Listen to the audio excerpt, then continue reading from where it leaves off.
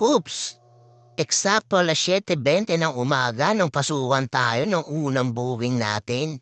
Mula Taguig papuntang Paranaque. Dito ay swerte tayo kasi puro galante mga pasahero natin. Katulad na lamang neto ni Madam, 200 lang ang fare niya pero ginawa niyang 250. Salamat po sa inyo, Madam. Agad-agad namang agad tayong pinasukan ng ating ikalawang booking mula Paranaque papuntang Taytay. 300 lang ang fare ni ma'am pero 500 binigay ng jowa niya. Sabi kasi ng jowa niya, ingatan ko si ma'am. Ay takbong 40 lang ginawa ko sa kanya. Agad naman tayo nakakuha ng ating ikatlong booking. Mismo lang din kung saan ko drinap si ma'am, dun lang din tayo kaagad nakakuha. Mula Taytay papuntang Taguig.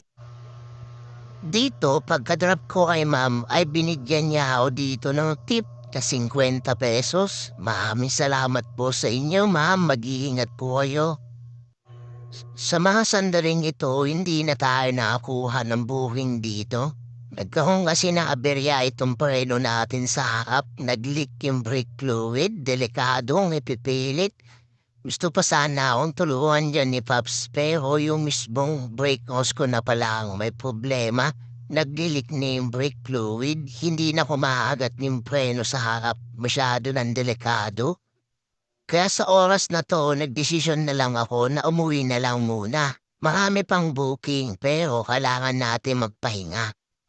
Bawi na lang tayo sunod na araw. Total hindi naman nauubos yung araw. Maraming salamat sa panunod ninyo. Hanggang dito na lang mga coops. Ride safe sa lahat.